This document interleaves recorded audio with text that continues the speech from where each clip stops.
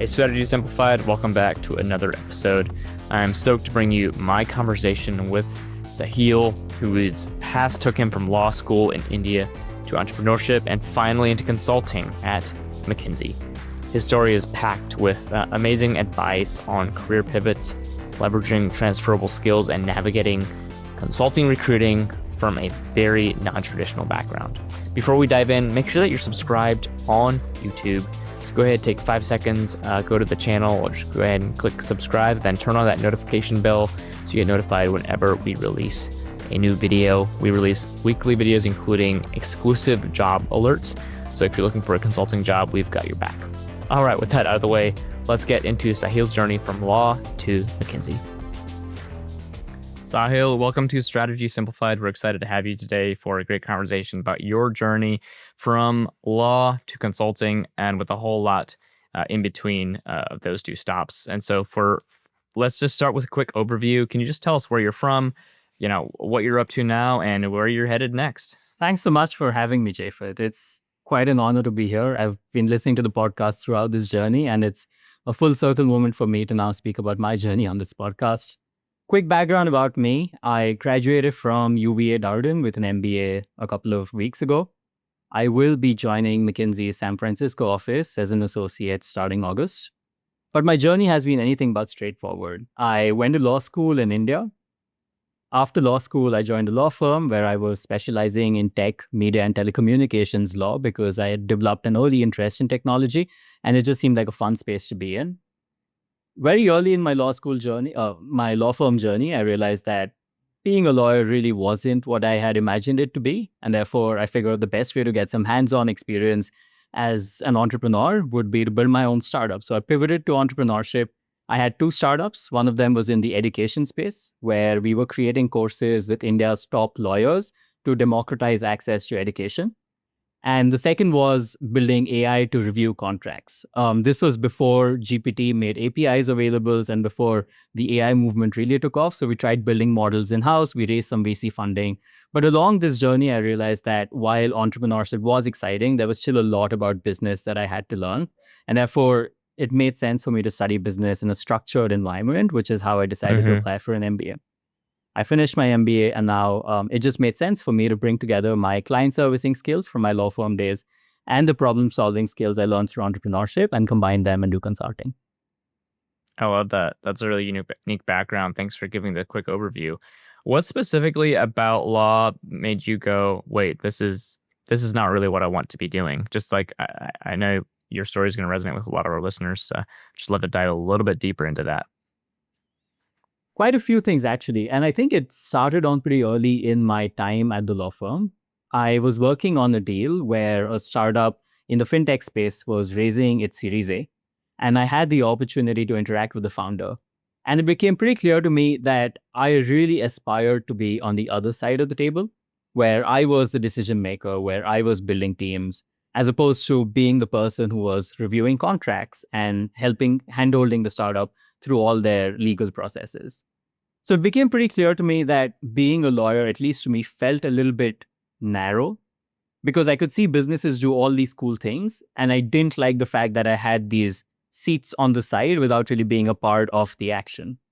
And while I was working on that transaction, I spoke to the founder and I understood what he really got to do as an entrepreneur. And therefore, it became pretty apparent to me that while building a career in the law could be fulfilling, there were other dimensions of business that I needed to explore in my life. And therefore, I pivoted to entrepreneurship. And after that, an MBA was just the next obvious step. Love it. That makes a lot of sense. So you, even in your pivot to entrepreneurship, you like a little bit stuck with what you knew as far as staying kind of, in or around the law industry or like serving the law industry, which is cool. You didn't like completely break away, but then you pivoted to then you're like, okay, now I need some more tools, more skills. What drew you to consulting specifically? Did you have consulting in mind going into your MBA, or how did you kind of learn about that world and get exposed to consulting? I knew very little about consulting before I actually stepped into the MBA program. whatever knowledge that assimilated was just from reading up and talking to people, but I didn't really know what consulting truly meant. From a first principles basis, I knew that the fact that I had worked with clients would be incredibly useful. That's a transferable skill that I could showcase. And it's also something I genuinely enjoyed. I like the fact that there was this person to person interaction happening every single day while I was at the law firm. And I knew consultants who were also doing that. At the same time, one of my problems with being a lawyer was that the work felt really narrow, as I mentioned. And I'd learned that consultants weren't confined to just one domain. They could be working on an M&A project for the first 3 months, maybe switch to something that is completely different in the next month. And that diversity really appealed to me. So I think a combination of these things allowed me to visualize what my life as a consultant would be. And I didn't know if the conviction that I had would prove to be true. But when I went and did the internship last year, I found out that I was in the right place because I enjoyed the problem solving bit of it. I enjoyed working with the client and seeing them grow every single day. So the conviction really played out in a manner that I wanted. I love that. You mentioned the internship, right, with McKinsey. Spoiler alert. You landed at McKinsey, then converted the internship to a full-time offer. In the internship, it sounds like it confirmed that consulting was the right path for you. Like you get to broaden your impact, increase your skill set, escape a little bit of that narrow kind of view of just of law and get to a broad kind of wide open space, so to speak. Is there anything else about your internship that confirmed that you're on the right track? Yeah, for sure. Because I wouldn't say fortunate. I think McKinsey planned it. They wanted to give people an internship experience that they would truly enjoy. And what that meant for me is that I was staffed on an M&A project because I'd done M&A as a lawyer. And now I had the opportunity to do M&A from a consulting perspective. Now, the funny thing is that when you're doing M&A as a lawyer, you, at the end of the journey, you usually sign something like, let's say, the share purchase agreement or another contract. And then you go out and celebrate because that's the deal for you, right? Like you've helped your client, they've signed the documents, and now everyone's happy. And that's what I thought when I went into this M&A project, except that I was working on something called PMI, which is post-merger integration. And that to me was a black box because in my lawyer mind, everything just happens automatically the moment parties sign contracts. Except that when I was working on this project, I saw that there was so much value that was on the table that had to be realized purely by executing upon all the ideas that the parties had put into these contracts. So I spent the summer working on this post-merger integration. It was pretty cool because while the client was based in the US, the target company that the client had acquired was based in Taiwan. So I got to spend a week in Taiwan during my internship, and that was fascinating. But then to truly be able to see what happens after the documents are signed and what does it actually mean for the two companies to come together was really eye-opening for me. And I think that really strengthened my conviction even further because I knew that being a lawyer was narrow, but I truly didn't understand the scope of things that consultants are exposed to until I had this experience. I love that. You got to do some travel. So compare and contrast, right, your summer consulting experience with your time in law, right? You've already, talked about some of the differences, right? So talk about the differences and the benefits that you see in consulting, right? Like talk to the lawyers that will listen to this and tell them, right, like why you're happy that you're in consulting now. Yeah, I think the most important lesson for me was understanding all the transferable skills that would allow me to be a good consultant. I started off from a position of underconfidence because a lot of my peers had a background in economics or accounting or finance or business analytics. And it's a clear map for how these people fit into a consulting firm. For a lawyer like me, the path wasn't entirely straightforward. And I think what I truly relied upon was knowing that I could handle clients. I knew how to speak. I knew how to work really hard. And when a client sends you an email at 11 p.m., the importance of responding by 11:30 p.m. is something that had been drilled upon me while I was working as a lawyer. I knew the importance of reading the same document 20 times, even though it might get frustrating, because the way in which you present a document really matters when you're working in this sort of a sector. So I doubled down on that because that really became the bedrock upon which I could build my foundation. I think every lawyer has this, right? So instead of being worried about what you don't have, just focus on what you have. And these are things that I knew I had.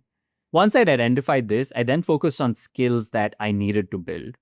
And one of the reasons I chose to be a lawyer is because I didn't understand math very well. And I knew something like engineering would not work out for me.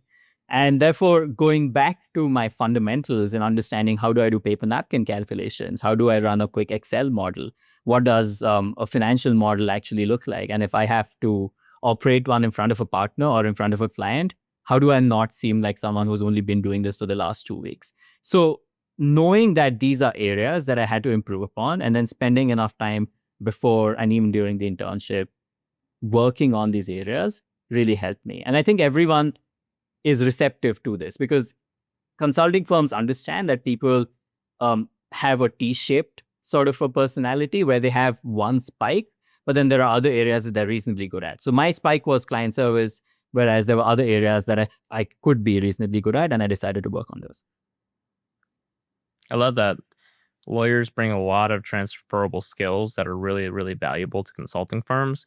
And most lawyers don't know that. They underestimate their skills. They question if they have anything to bring to the table, when in reality, they really do. And this transition is entirely possible. As you're seeing with, right, Saahil, your story, it is possible. You did it. Not only pivoting from law to consulting, but from like an international place to the U.S. In consulting at McKinsey, right? Widely considered to be, the top 3 most prestigious firms in the globe. So well done. Obviously, it's not an easy transition, which we'll get into next, but it is possible. So let's dive a little bit into like the how you made this happen. So I know you're a Strategy Simplified listener. You specifically mentioned when you wrote to us to share your story that a recent episode we put out on pivoting from law to consulting resonated with you. In that we talked about kind of like consultifying your resume and preparing your stories for firms like McKinsey. So dive a little bit into the resume or the CV piece of this. Let's try to do like 3 tips for consultifying your CV, as somebody with a law background. We'll start there. Yeah, that sounds great. My first tip is to quantify your achievements. A law resume often doesn't have too many numbers on it. So even though something might sound impressive, there's no way to know what it actually meant in business terms. And I really had to unlearn that way of drafting my resume and relearn how to actually add numbers to different things so that people would understand what it actually meant. And I even went as far as writing to my ex-colleagues and being like, hey, listen, I know we worked on this deal a year and a half ago. Do you remember what the valuation was so that I can write it on my resume? But I really went out of my way to figure out these nuances so that my resume would look more impactful. That was one.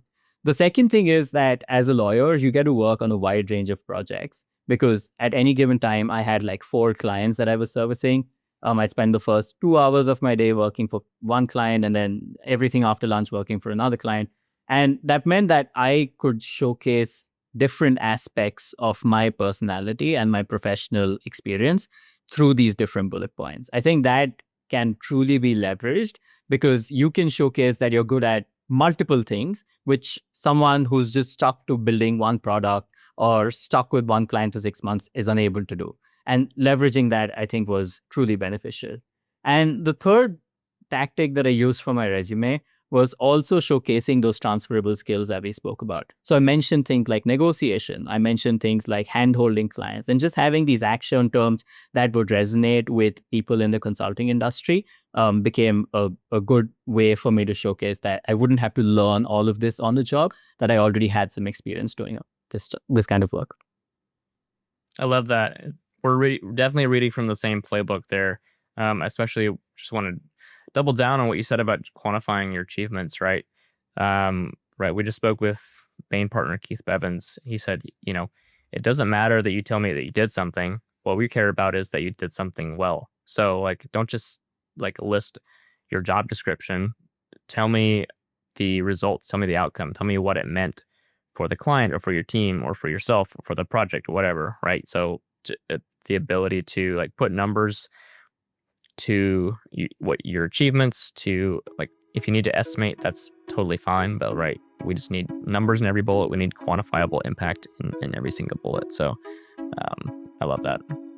Are you looking for a change in your consulting career?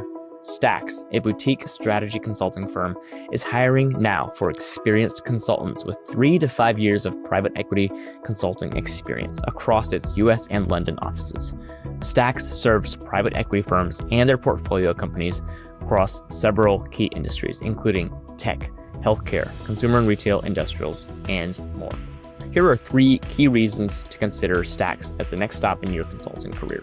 Number 1, you'll take charge of your career growth in an entrepreneurial environment. Number 2, you'll create an impact without giving up your weekends. And number 3, you'll get a top-tier compensation and benefits package. What's not to love? Explore open roles now at the link in the show notes or visit stacks.com/careers to get started. Again, that is stacks.com/careers. Really quickly, tell us about networking. Was networking a part of your journey here? Did you not network? Did you have a referral? Like, just, we've getting questions every single day about like, do I need to network? How do I do it? So we'd just love your insight on that.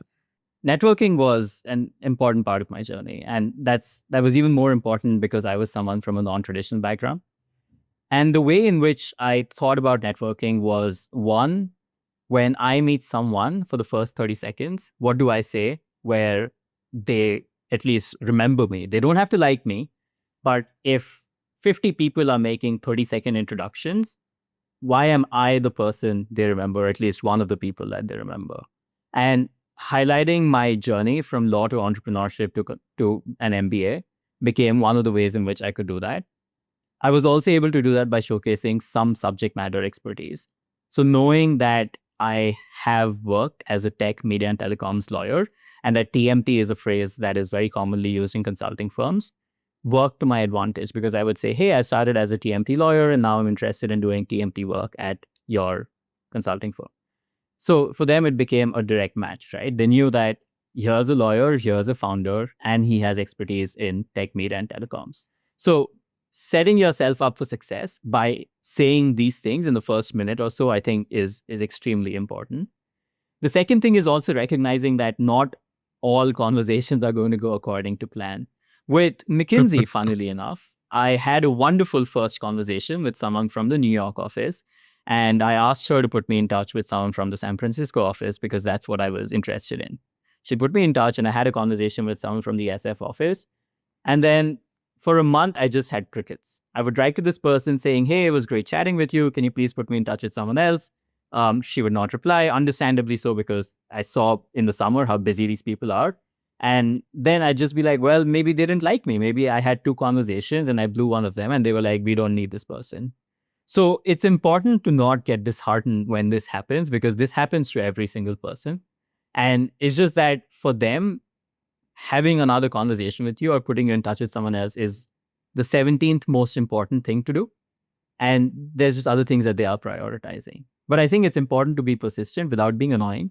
So send follow-ups, doesn't have to be too many, but at least a couple to ask them if they would want to chat again or if they could put you in touch with someone else would be great.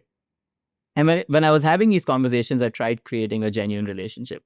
A lot of networking sessions just feel transactional, and that is inevitable, just nothing you can do about it. But to whatever degree possible, try getting to know the person behind their superficial self, right? So when I had the first conversation from the person with McKinsey, we spent 5 minutes talking about running because she was training for a marathon and I've run marathons in the past.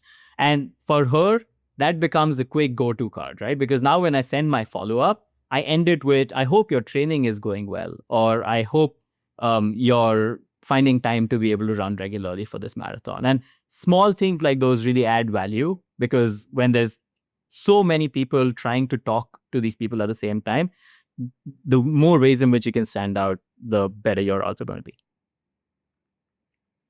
I love that. Be persistent, but don't be annoying. That's just some good life advice right there.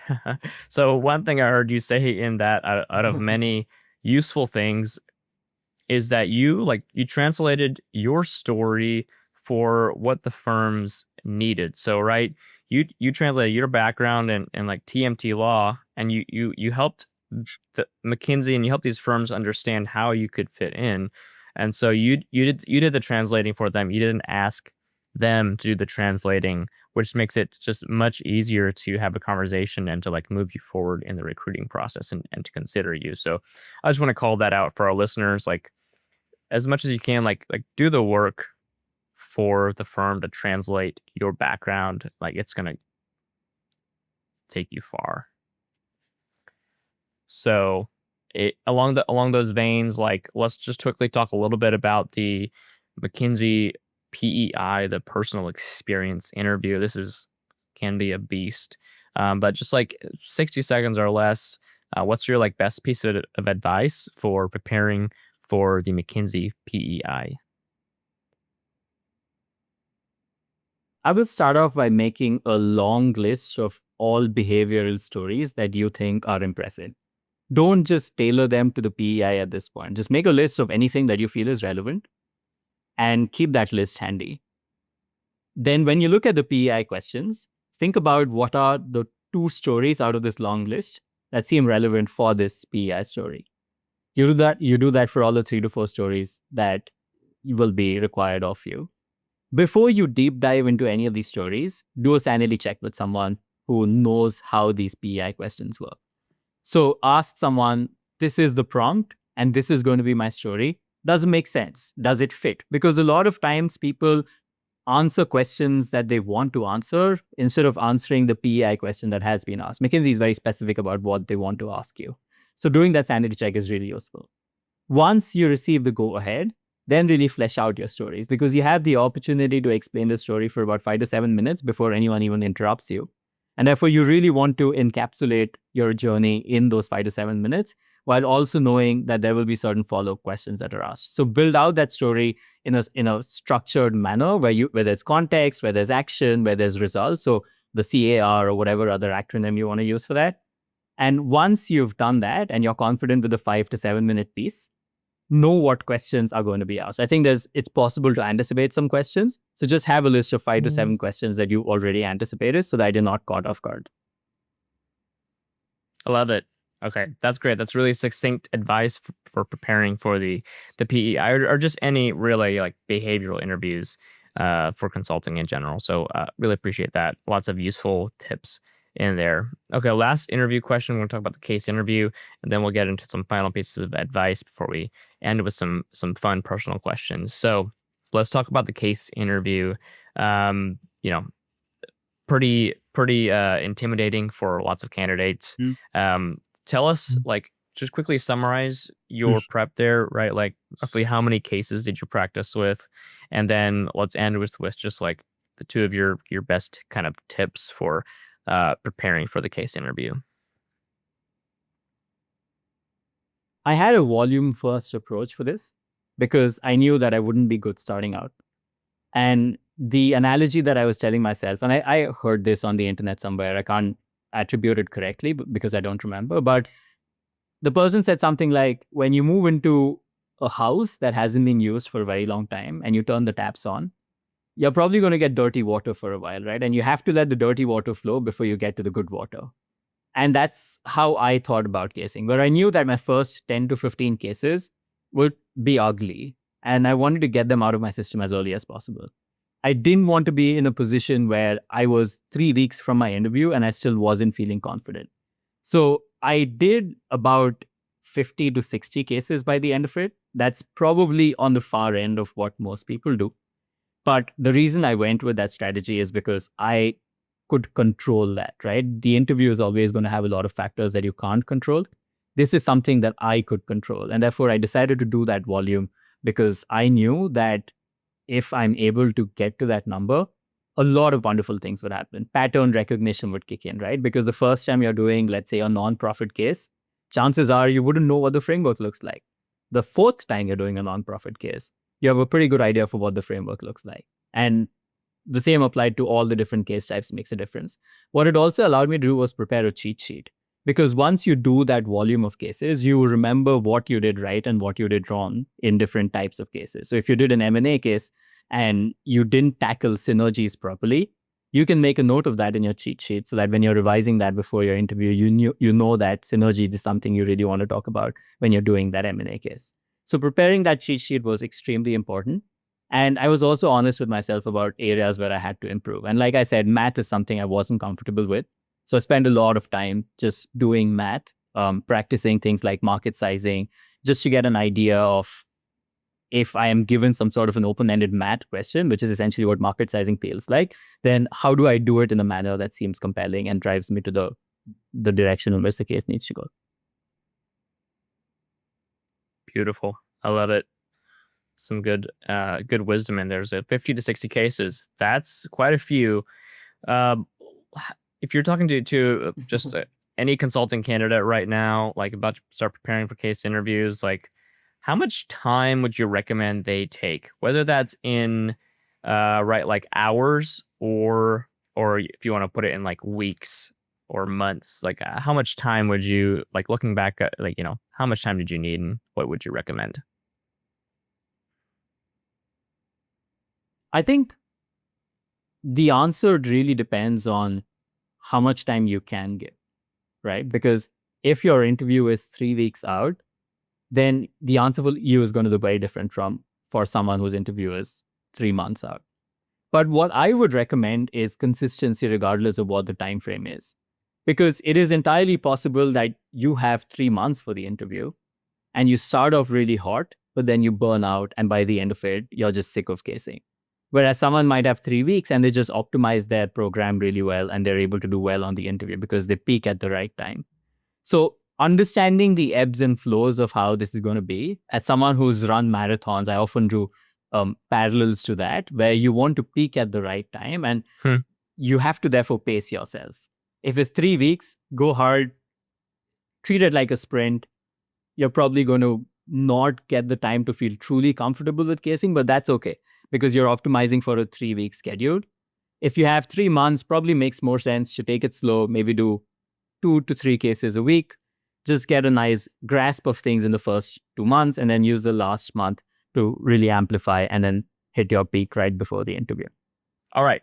We've got a kind of a final question for you. So if you just picture yourself, 24 months ago before you even stepped foot on campus at your MBA program, like what's like your one piece of advice you'd give to yourself and like, or just to like anybody who kind of with a non-traditional path looking to break into consulting like you did, what's your best piece of advice? It's important to have a compelling why because this process is going to demand so much from you that if you don't have a compelling why for it, it's going to be really hard for you to go through all those dark, gloomy days. My compelling why was that I knew being a lawyer just wasn't for me, but there were aspects of being a lawyer that I enjoyed, while there were also aspects of being an entrepreneur that I enjoyed, and consulting brought those two together. That was my why at a more deeper level. Of course, on the superficial side, there were things like money and being able to travel and all of that. But the why has to be deeper than that, is what I think. So knowing what your why is extremely important because that shapes everything. That helps you stay motivated. That allows you to have compelling answers when you're talking to people during these networking sessions or coffee chats. That allows you to create a stronger impression when you're doing your PEI prep and also when you're giving those answers. And that authenticity really stands out. So just think deeply about why you want to do this. And once you go to that deep insight, I think the rest of it will feel less hectic. I love that.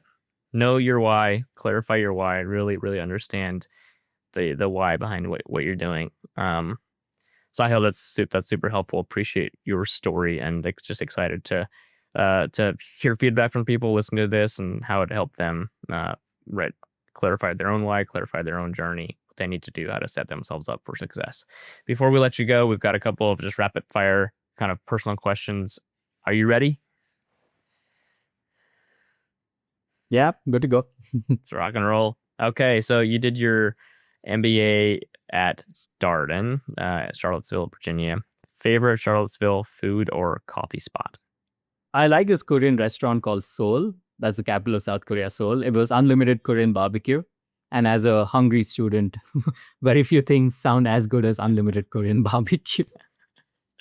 Can't beat unlimited. I love it. All right. What's one thing from law school that you secretly miss? I miss the mooting. Law school has this thing where you get to participate in mock trials. And I really miss that because it was a great opportunity to pretend to be a lawyer on cases that were really exciting. That's awesome. All right, last question. What's one hobby or habit that you hope to keep alive while at McKinsey?